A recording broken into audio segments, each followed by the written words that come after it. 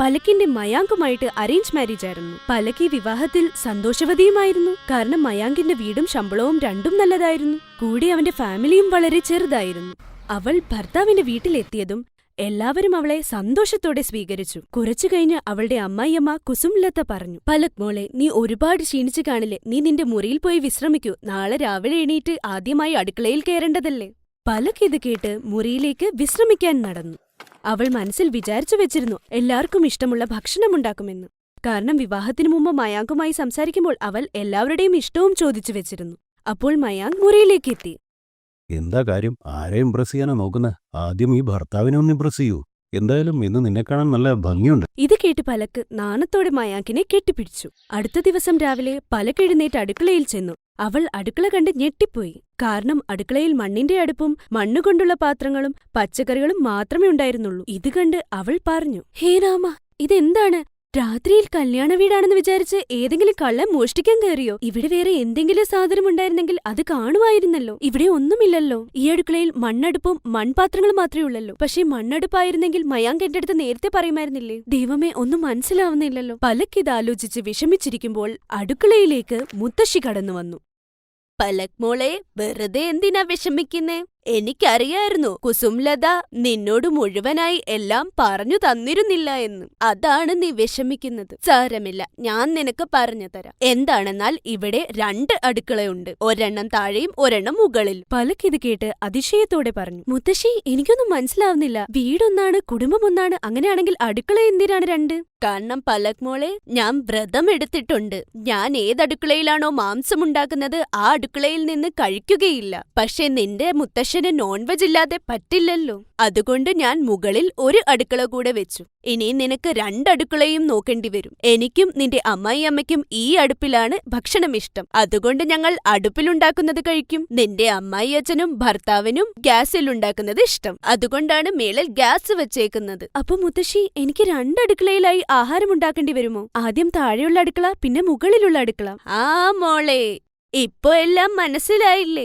ആദ്യം താഴത്തെ അടുക്കളയിൽ ഭക്ഷണമുണ്ടാക്കും, പിന്നെ മുകളിലെ അടുക്കളയിൽ ഉണ്ടാക്കിയാൽ മതി. പലക്കിന്റെ മുത്തശ്ശി ഇത് പറഞ്ഞു നടന്നു നീങ്ങി. പലക് തലയിൽ കൈവച്ചു പറഞ്ഞു, ദൈവമേ, ഇതെന്ത് പ്രശ്നമാ എന്റെ തലയില്. ഇനി എനിക്ക് 2 അടുക്കളയിൽ ആഹാരം ഉണ്ടാക്കണമല്ലോ. എനിക്കറിയില്ലായിരുന്നു കല്യാണം കഴിച്ചാൽ വീട് നോക്കാൻ ഇത്ര പാടാണെന്ന്. പലക് ഒരു വിധത്തിൽ മണ്ണടുപ്പ് കത്തിച്ച് അവളുടെ മുത്തശ്ശിക്കും അമ്മായിയമ്മയ്ക്കും വേണ്ടി ആഹാരം ഉണ്ടാക്കാൻ തുടങ്ങി. അതിനുശേഷം അവൾ മുകളിലേക്ക് പോയി. അവിടെ ഒരു മോഡേൺ കിച്ചൺ ആയിരുന്നു. അവിടെ എല്ലാ ആവശ്യമുള്ള സാധനവും ഉണ്ടായിരുന്നു. അത് കണ്ട് പലക് പറഞ്ഞു, ഓ ഭാഗ്യം, ഇവിടെ എല്ലാ മെഷീനെങ്കിലും ഉണ്ടല്ലോ. താഴെയാണെങ്കിൽ ഏതോ ഗ്രാമത്തിലെ മണ്ണടുപ്പ് പോലെയാണുള്ളത്. മുകളിൽ എത്തുമ്പോഴാണെങ്കിലോ ഏതോ മോഡേൺ അടുക്കളയിൽ വന്ന പോലെയും. ഇതെന്ത് ജീവിതമാ എന്റെ. പലക് പെട്ടെന്ന് തന്നെ ആഹാരമുണ്ടാക്കി എല്ലാവർക്കും കൊടുത്തു. എല്ലാവരും ആഹാരം കഴിച്ച് അവളെ പ്രശംസിക്കാൻ തുടങ്ങി.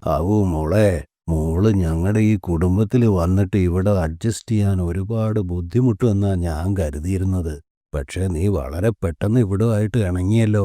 അതങ്ങനെയല്ലേ വേണ്ടാച്ചാ? ഞാൻ പലക്കിനോട് നേരത്തെ എല്ലാം പറഞ്ഞിരുന്നതാ. അതുകൊണ്ട് നേരത്തെ തന്നെ അവൾ അതിന് ഒരുങ്ങി തന്നെയാ വന്നത്.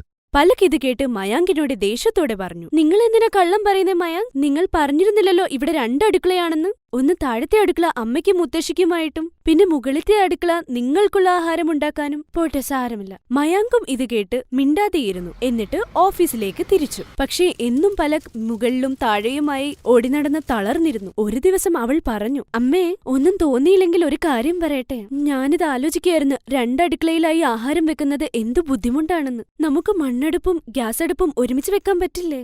ഇത് കേട്ടതും കുസുംലത ദേഷ്യത്തോടെ പറഞ്ഞു, ഇത് നീ എന്താ പറയുന്നത്? ഇവിടെ വന്നിട്ട് ആഴ്ചകൾ പോലും ആയില്ലല്ലോ. എന്നിട്ട് ഇപ്പോഴേ നിനക്ക് തോന്നിയതുപോലെയാണോ? ഈ കാര്യം എന്റെ അമ്മായിയമ്മയ്ക്കോ മുത്തശ്ശിക്കോ അറിഞ്ഞാലുണ്ടല്ലോ, അവർ നിന്നെയും എന്നെ 2 പേരെയും തീർക്കും. ഞാനെന്താ പറഞ്ഞെന്ന് വെച്ചാൽ, മുകളിലും താഴെയും ഓടി നടന്ന് ഞാൻ ഒരുപാട് ക്ഷീണിച്ചു. എന്നെക്കൊണ്ട് ഇതിൽ കൂടുതൽ പറ്റില്ല. ഇപ്പോഴത്തെ മരുമക്കൾ മെഴുകുതിരി പോലെയാണല്ലോ, ഒട്ടും ബലമില്ല. ഞങ്ങളും ഞങ്ങളുടെ കാലത്ത് ഇതൊക്കെ ചെയ്തതാ. ഞങ്ങൾ ക്ഷീണിക്കാറില്ലായിരുന്നല്ലോ. നിങ്ങളാണെ പെട്ടെന്ന് ക്ഷീണിക്കുകയും ചെയ്യും. ഈ വീട്ടിൽ ഒരു മാറ്റവും ഉണ്ടാവില്ല. ഇപ്പോ ഉള്ളതുപോലെ തന്നെ മുമ്പോട്ടുമാവുകയുള്ളൂ. കുസുംലത പലക്കിനെ സഹായിക്കുന്നതിൽ നിന്ന് പിന്തിരിഞ്ഞു. അങ്ങനെ ഒരു ദിവസം പലക്കിന് പനി പിടിച്ചു. അവൾ കുറെ നേരം കിടന്നുറങ്ങിയിട്ട് അവളോട് തന്നെ പറഞ്ഞു, എനിക്ക് എല്ലാവർക്കും പെട്ടെന്ന് തന്നെ ആഹാരം ഉണ്ടാക്കണം. അമ്മയ്ക്ക് അമ്പലത്തിൽ പോകണം, മയാങ്കിന് ഓഫീസിൽ പോകണം, പിന്നെ അച്ഛന് കോർട്ടിലും പോകണം.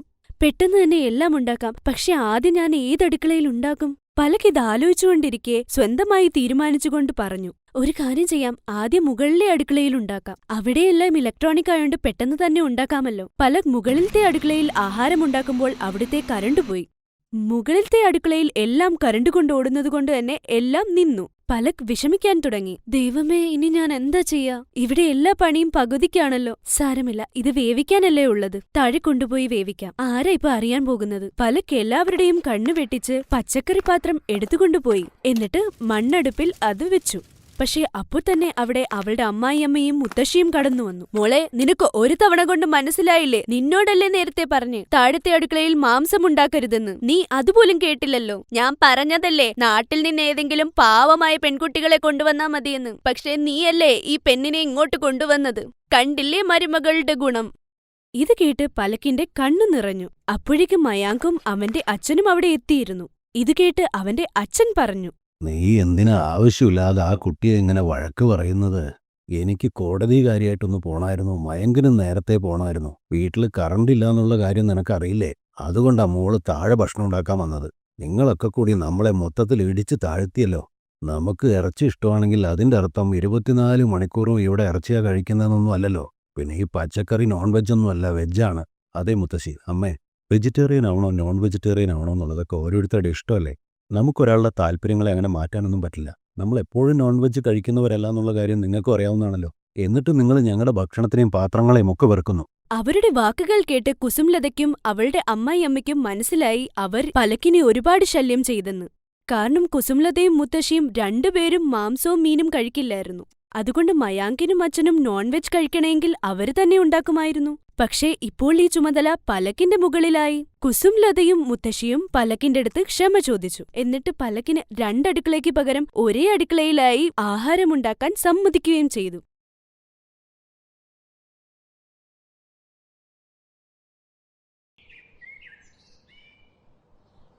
മേഘയ്ക്ക് സലാഡ് കഴിക്കാൻ ഭയങ്കര ഇഷ്ടമായിരുന്നു. കഴിക്കാനൊന്നും ഇല്ലാത്തപ്പോഴൊക്കെ അവൾ സലാഡ് ഉണ്ടാക്കി കഴിക്കും. പക്ഷെ അവൾക്കൊരു ശീലമുണ്ടായിരുന്നു. സലാഡ് ഉണ്ടാക്കുമ്പോൾ അവൾക്ക് പച്ചക്കറികൾ വേണം. അത് അവൾക്ക് നിർബന്ധമായിരുന്നു. എനിക്ക് ഈ കക്കരിക്ക വേണ്ട ചേട്ടാ, ഇത് നല്ല ഫ്രഷ് അല്ലെന്ന് കണ്ടാ അറിയാം. ഇന്നലെ വൈകുന്നേരം വന്നതാ ചേച്ചി, 10 രൂപയുള്ളൂ, നല്ലതാ, മേടിച്ചോ. എനിക്ക് വേണ്ടേ, നീ ഇത് ഫ്രീ ആയിട്ട് തന്നാലും ഞാൻ വാങ്ങില്ല. സാലഡിന്റെ കാര്യത്തിൽ എനിക്ക് റിസ്ക് എടുക്കാൻ വയ്യ. എനിക്ക് സലാഡ് ഉണ്ടാക്കുമ്പോൾ നല്ല ഫ്രഷ് പച്ചക്കറി വേണം. സലാഡില് പച്ചക്കറികൾ നിറഞ്ഞിരിക്കണം. കക്കരിക്കയ്ക്ക് എത്രയാ ചേട്ടാ? ചേച്ചി, 1 കിലോയ്ക്ക് 50 രൂപ മാത്രമേ ഉള്ളൂ. ഫ്രഷാണ്, വാങ്ങിക്കോ. എനിക്കറിയാം നിന്റെ അടുത്ത് നല്ല ഫ്രഷ് സാധനങ്ങളേ ഉള്ളൂ. കക്കരിക്ക മാത്രമല്ല, ബാക്കിയുള്ള പച്ചക്കറികളും നിന്റെ അടുത്ത് ഫ്രഷ് തന്നെയാ. ചേച്ചിക്ക് എത്ര രൂപ തരാൻ പറ്റും, അത് പറ. എനിക്ക് എല്ലാം കൂടെ ഒരു 100 രൂപയ്ക്ക് തരാൻ പറ്റുമോ? ചേച്ചി, നല്ല ക്യാരറ്റും ലെറ്റ്യൂസും ഉണ്ട്, ഫ്രഷാണ്, ഇന്ന് രാവിലെ വന്നതാണ്. ആ വെച്ചോ, എനിക്ക് സലാഡില് പച്ചക്കറികൾ നിറഞ്ഞിരിക്കണം, വെച്ചോ. പിന്നെ നാളെയും കൊണ്ടുവരണേ, ഞാൻ വാങ്ങിക്കോളാമേ. ചേച്ചി എന്തിനാ വെറുതെ ഇത്രയും ദൂരം കഷ്ടപ്പെട്ട് വരുന്നത്? ചേച്ചിയുടെ വീടിൻ്റെ അഡ്രസ്സ് ഇങ്ങ് തന്നാൽ മതി. സാലഡിനുള്ള പച്ചക്കറികളും സാധനങ്ങളെല്ലാം ഞാൻ തന്നെ നേരിട്ട് അവിടെ കൊണ്ട് തരാം. ആ, അത് നല്ലൊരു ഐഡിയ ആണല്ലോ. എന്നൊരു കാര്യം ചെയ്യ്, ഇനി മുതൽ എന്റെ വീട്ടിലേക്ക് നീ എല്ലാം കൊണ്ടുത്താ. അടുത്ത ദിവസം മേഘയുടെ വീട്ടിൽ ആ പച്ചക്കറിക്കാരൻ എന്നും വരാൻ തുടങ്ങി. മേഘയ്ക്കിപ്പം മാർക്കറ്റിൽ പോകേണ്ട ആവശ്യം വരുന്നില്ല. അവൾ ആഗ്രഹിച്ച പോലെ തന്നെ സലാഡിനുള്ള നല്ല ഫ്രഷ് പച്ചക്കറികൾ കിട്ടാറുണ്ട്. ഒരു ദിവസം പച്ചക്കറിക്കാരൻ പച്ചക്കറി കൊടുക്കാൻ വേണ്ടി വന്നതായിരുന്നു. നോക്കുമ്പോ മേഘയുടെ വീട് പൂട്ടിക്കിടക്കുകയായിരുന്നു. ആ ചേട്ടാ, നമ്മുടെ മേഘ ചേച്ചിയുടെ വിവാഹ നിശ്ചയാണ്. അവര് രാത്രിയാവും വരുമ്പോ. അതെയോ, എന്നാ കുഴപ്പമില്ല, ഞാൻ പോയിട്ട് നാളെ വരാം. പച്ചക്കറിക്കാരൻ അവിടെ നിന്ന് പോയി. അങ്ങനെ മേഘയുടെ കല്യാണ നിശ്ചയം കഴിഞ്ഞു. അവരെല്ലാരും കല്യാണത്തിന്റെ ഒരുക്കങ്ങളുടെ തിരക്കിലായി. മേഘ ചേച്ചി, സലാഡിനുള്ള പച്ചക്കറികളാ പച്ചക്കറിക്കാരൻ എനിക്ക് തന്നു. ചേച്ചി വീട്ടിലില്ലാത്തോണ്ട് എന്നോട് വെച്ചോളാൻ പറഞ്ഞു. ആ കമലം നന്നായിട്ടോ. 2 ദിവസമായിട്ട് ഞാൻ സലാഡ് കഴിച്ചിട്ടില്ല. തിരക്ക് കാരണം കഴിക്കാൻ ടൈം കിട്ടിയില്ല. പച്ചക്കറിക്കാരൻ ചേട്ടാ എന്ത് നല്ല. അമ്മ കണ്ടില്ലേ, വീട്ടിൽ കൊണ്ട് തന്നേക്കണു. ഞാൻ പൈസ കൊടുത്തിട്ട് വരാവേ. ആ മോളെ, ഇന്നിപ്പോ ഇനി പോവണ്ട, നാളെ എന്തായാലും വരുമല്ലോ. നാളെ ഇപ്പൊ കൊടുത്താ മതി. നാളെ നമുക്ക് എവിടെയും പോകണ്ടല്ലോ. ഇപ്പൊ ക്ഷീണിച്ച് വന്നേ ഉള്ളൂ. ശരി അമ്മ, ഞാൻ എനിക്ക് വേണ്ടി സലാഡ് ഉണ്ടാക്കട്ടെ. എനിക്ക് നല്ല വിശപ്പുണ്ടേ. മേഘ, നീ കല്യാണത്തിന് ശേഷം എന്താ ചെയ്യാൻ പോകുന്നേ? ഇവിടെയാണെങ്കിൽ നീ ഒരു പച്ചക്കറിക്കാരനെ അറേഞ്ച് ചെയ്ത് വെച്ചിട്ടില്ലേ? നിനക്ക് ആവശ്യമുള്ളതൊക്കെ അങ്ങോട്ട് തരില്ലേ? അവിടുത്തെ രീതികൾ എന്തൊക്കെയാണെന്ന് നിനക്കിപ്പോൾ അറിയത്തില്ലല്ലോ. എപ്പോഴും സലാഡ് തിന്നണമെന്നൊക്കെ തോന്നുമ്പോ പച്ചക്കറി കിട്ടിയില്ലെങ്കിൽ നീ എന്ത് ചെയ്യും? അതിനിപ്പോ എന്താച്ചാ, അവിടെ ഏതെങ്കിലും പച്ചക്കറിക്കാരനെ കിട്ടും. ഹരിമോഹൻ ചേട്ടനെ പോലെ വീട്ടിൽ കൊണ്ടു തരുന്ന ഏതെങ്കിലും പച്ചക്കറിക്കാരനെ കിട്ടും. മേഘയുടെ കല്യാണ ദിവസം അടുത്തോണ്ടിരുന്നു. ഒരു ദിവസം ഹരിമോഹൻ പച്ചക്കറിക്കാരൻ മേഘയ്ക്ക് പച്ചക്കറി കൊടുക്കാൻ വന്നു. മേഘ പൈസ കൊടുക്കാൻ പോയപ്പോ, ഹരിമോൻ ചേട്ടാ, നാളെ എന്റെ കല്യാണമാ. കല്യാണം കഴിഞ്ഞ് പോയി കഴിഞ്ഞാ സലാഡിനുള്ള പച്ചക്കറി ആരും വാങ്ങൂല. അമ്മയ്ക്ക് സാധാരണ പച്ചക്കറി ചേട്ടൻ എന്നത്തെ പോലെ കൊണ്ടു കൊടുക്കുവോ? സാരമില്ല ചേച്ചി, അമ്മക്ക് കൊടുക്കാനുള്ള പച്ചക്കറിയുമായി ഞാനിവിടെ എല്ലാ ദിവസവും വന്നോളാം. ചേച്ചി എന്തായാലും കല്യാണമൊക്കെ അല്ലേ, എൻ്റെ എല്ലാവിധ ആശംസകളും നേരുന്നു കേട്ടോ. പിന്നെ ഇന്നത്തെ പച്ചക്കറിയുടെ പൈസ തരണ്ട. എന്തായാലും എത്ര നാളായി ചേച്ചി എൻ്റെ കയ്യിൽ നിന്ന് പച്ചക്കറി വാങ്ങിക്കുന്നത്. എന്തായാലും ചേച്ചി എൻ്റെ ഒരു സഹോദരിയെ പോലെയാണ്, എനിക്ക് വേറെ ഒന്നും തരാൻ പറ്റത്തില്ല. ഇന്ന് ഞാൻ എന്തായാലും പച്ചക്കറിയുടെ പൈസ വാങ്ങുന്നില്ല, അതെൻ്റെ ഒരു സമ്മാനമായിട്ടിരുന്നോട്ടെ. മേഘ ചിരിച്ചുകൊണ്ട് ഹരിമോഹന്റെ നിന്ന് പച്ചക്കറി വാങ്ങി. കുറച്ചു ദിവസം കഴിഞ്ഞ് മേഘയുടെ കല്യാണം കഴിഞ്ഞ് അവൾ ഭർത്താവിന്റെ വീട്ടിലേക്ക് പോയി. മേഘ അവളുടെ ശീലങ്ങളെ പോലെ സലാഡ് കഴിക്കുന്നതും അവിടെയും നിർത്തിയില്ല. മേഘയ്ക്ക് സലാഡ് കഴിക്കാൻ വലിയ ഇഷ്ടമല്ലേ, അതുകൊണ്ട് ഞാൻ മാർക്കറ്റ് ചെയ്ത് സലാഡിന് പറ്റിയ നല്ല ഫ്രഷ് പച്ചക്കറി തന്നെ കൊണ്ടുവന്നിട്ടുണ്ട്. നന്നായി. ഇനി ഒരാഴ്ചത്തേക്ക് ഈ പച്ചക്കറി ഓടിക്കാലോ, അല്ലെങ്കിൽ വഴിയിൽ ഒരു പച്ചക്കറിക്കാരനെയും കിട്ടത്തില്ല.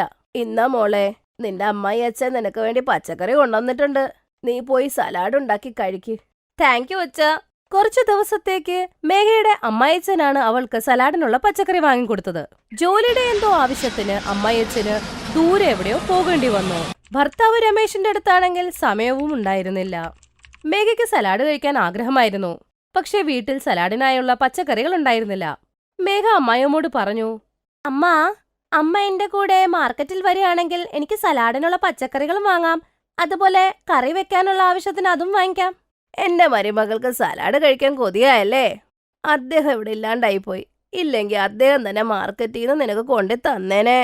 ശരി, നീ ഒരുങ്ങിട്ട് വാ, നമുക്ക് രണ്ടുപേർക്കും കൂടെ മാർക്കറ്റിൽ പോവാം.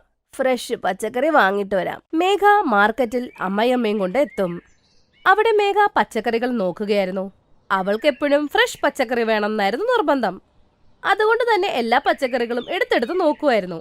വിലക്കുറഞ്ഞ് കിട്ടണ കണ്ടപ്പോഴേ തോന്നി, ഇത് ഒട്ടും ഫ്രഷ് അല്ലല്ലോ. നല്ല കക്കരിക്ക 20 രൂപ, ഫ്രഷാണ്, എല്ലാവരും വന്ന് വാങ്ങൂ, വാ വാ. അമ്മയ്ക്ക് കുഴപ്പമില്ലല്ലോ അപ്പുറത്തെ കടയിൽ നിന്ന് കക്കരിക്ക വാങ്ങാൻ? ഇത്തിരി വില കൂടിയതാ, പക്ഷെ ഫ്രഷ് ആയിരിക്കും. മോളെ, നീ പച്ചക്കറി വാങ്ങുന്നത് രീതി കണ്ടപ്പോഴേ മനസ്സിലായി നിനക്ക് നന്നായി പച്ചക്കറി നോക്കിയെടുക്കാൻ അറിയാന്ന്. നിന്റെ അമ്മായച്ഛനും നിന്നെ പോലെയാണ്.